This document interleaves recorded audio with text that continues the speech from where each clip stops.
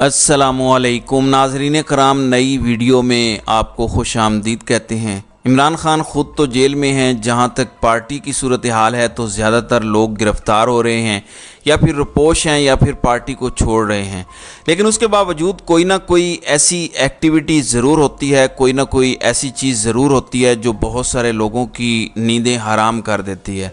मैंने आपको कल भी बताया था, कुछ मज़ीद ख़बरें भी हैं। तहरीक इंसाफ आहिस्ता आहिस्ता ग्राउंड में दोबारा उतर रही है।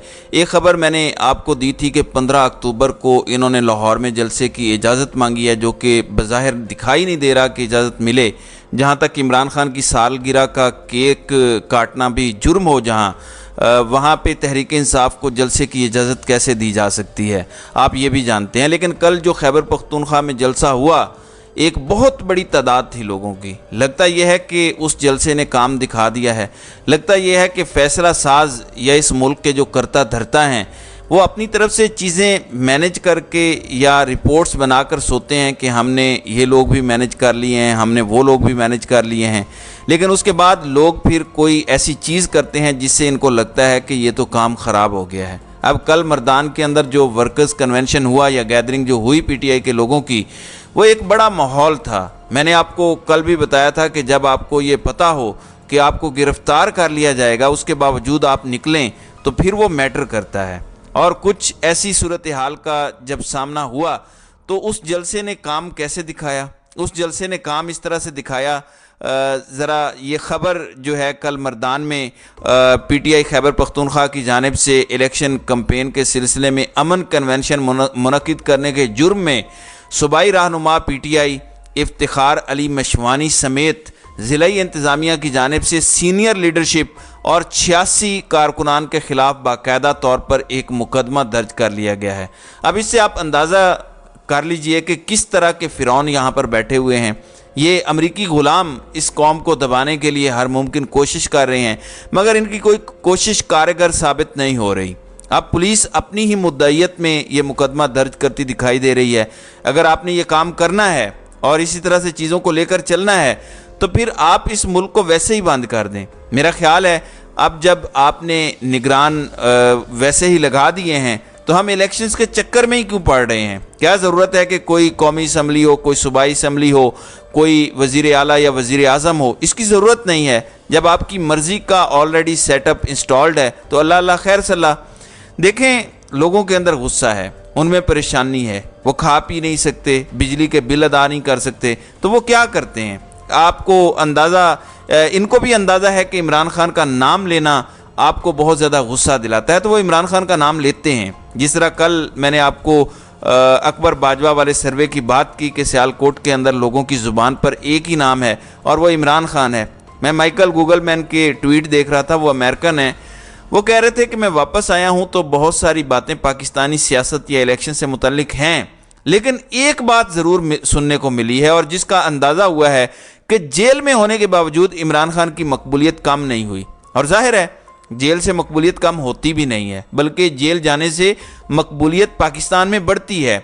लोगों को आपकी हमदर्दियां मिलती हैं। इस वक्त पूरे सिस्टम की ये कोशिश है कि इमरान खान को सिस्टम से दूर करके, लोगों की नज़रों से दूर करके, उनकी यादाश्त से खुरच कर डिलीट कर दिया जाए, लेकिन ऐसा हो नहीं पा रहा। आखिर इसकी वजह क्या है? बिजली का बिल आता है, लोगों को इमरान खान याद आता है कि उसके दौर में तो सब्सिडी मिलती थी, उसके दौर में तो ये होता था, उसके दौर में तो इतना बिल आता था। इन जालमों ने हमारे साथ क्या कर दिया है?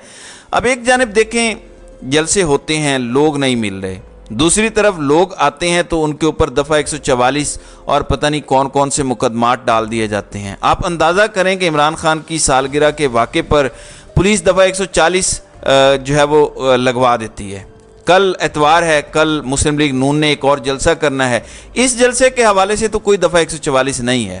तो ये वो दोहरे मियार हैं जो लोगों को पता हैं, जो लोग जानते हैं, और इसी बुनियाद पर लोग इमरान खान से मोहब्बत करते हैं और उसका साथ दे रहे हैं। और याद रखिएगा, ज़बरदस्ती लोगों की हमदर्दी नहीं बदलवाई जा सकती, लोग खुद तय करते हैं। अगर इस तरह ज़बरदस्ती सब कुछ हो पाता तो यकीनन इस वक्त सबसे मकबूल रहनुमा शहबाज शरीफ होते। वो इस्टेब्लिशमेंट के सबसे ज़्यादा करीबी भी हैं। जितने बूट उन्होंने चाटे हैं उसके बिलमुकाबिल कोई दूर दूर आपको दिखाई नहीं देता, लेकिन ऐसा है नहीं। शहबाज शरीफ को तो उनकी اپنی پارٹی پچھلے 16 ماہ کی کارکردگی کو لے کر آن کرنے کو تیار نہیں ہے۔ اب میں آپ کو ایک اور خبر دے دیتا ہوں جس سے آپ کو اندازہ ہوگا۔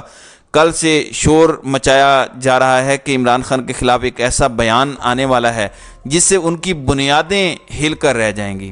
اس میں جاوید چودھری اور فیصل واڈا پیش ہیں۔ یہ ساری باتیں کر رہے ہیں، یہ پتہ نہیں کون سے لوگ ہیں، یہ کہاں سے خبریں لے کر آتے ہیں، آپ کو نہیں پتہ یہ کس کی زبان بولتے ہیں۔ میں آپ کو بتا دیتا ہوں جو شور مچا ہوا ہے۔ شور یہ ہے کہ وہ جو خاور مانیکا کو گرفتار کیا گیا تھا، جو بشرا بی بی کے سابق ہسبینڈ ہیں، جن سے پہلی شادی بشرا بی بی کی تھی، پاک پتن کے رہنے والے ہیں، ان کا کوئی بیان بشرا بی بی سے متعلق ہے۔ مجھے یہ بتائیے جس قسم کے بیانات یا پریس کانفرنسز آپ پہلے عمران خان کے خلاف کر چکے ہیں یا کروا چکے ہیں، اگر ان سے فرق نہیں پڑا تو آپ کو لگتا ہے کہ خاور مانیکا کا کوئی بیان ٹی وی پر چلا لیں گے، ٹی وی سکرینز پر چلیں گے تو اس کے بعد بات بن جائے گی؟ خاور مانیکا تو آپ کی حراست میں ہے، اس صورت میں آپ کے اس بیان کی کیا وقت رہ جائے گی؟ ظاہر ہے اس کو ملک سے باہر جاتے ہوئے گرفتار کیا اینٹی کرپشن والوں نے، چلیں اسے کیا فرق پڑتا ہے، جن چیزوں سے فرق پڑتا ہے اس طرف تو ہمارا دھیان ہے ہی نہیں۔ میں ان کے پسندیدہ چینل جیو نیوز کی ایک خبر دے دیتا ہوں۔ ملک میں مہنگائی میں اضافہ، مجموعی شرح 37% سے تجاوز کر گئی۔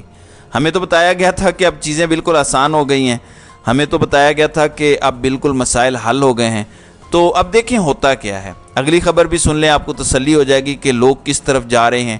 پشاور سے خبر ہے، جیو نیوز نے لکھا ہے کہ بجلی کی لوڈ شیڈنگ کے خلاف شہریوں نے گریڈ سٹیشن پر دھاوا بول دیا۔ اس کو دھاوا مت سمجھیے، اس کو آپ لوگوں کا وہ غصہ اور وہ مایوسی سمجھیے۔ آپ بجلی کے بل جس طرح سے لوگوں سے وصول کر رہے ہیں، جو قیمت وصول کر رہے ہیں، وہ اپنی جگہ پر ہے، لوگوں کی استطاعت سے یہ باہر ہے۔ لوگوں کی بائنگ پاور ختم ہو چکی ہے، لوگوں کی آمدن نہیں بڑھ رہی، ان کے خرچے اتنے زیادہ ہیں کہ کوئی بھی شخص، وہ کہیں سے بھی ہے، وہ جتنا بھی کماتا ہے وہ پریشان حال ہو چکا ہے۔ سبھی کو موجودہ اس مہنگائی کی لہر سے شدید فرق پڑا ہے، عام آدمی کے لیے جینا ناممکن ہو چکا ہے، تو لوگ پھر غصہ ہی کریں گے۔ لیکن یہ کن چکروں میں پڑے ہوئے ہیں؟ یہ خبر سنیں جو لنکا ڈھانے والی پنجاب حکومت کی بات ہے کہ 9 مئی کے 31 مقدمات کا ٹرائل جیل کے اندر ہوگا، اور پنجاب کی نگران حکومت نے اس سلسلے میں باضابطہ منظوری بھی دے دی ہے۔ بالکل ٹھیک ہے، آپ منظوری دے دیں، آپ جیلوں میں ٹرائل کریں، سزائیں دیں، لوگوں کو پھانسیوں پہ چڑھائیں، آپ کی خوشی ہے، لیکن الیکشن تو کروائیں اور لوگوں کو ان کی مرضی کا لیڈر تو چننے دیں۔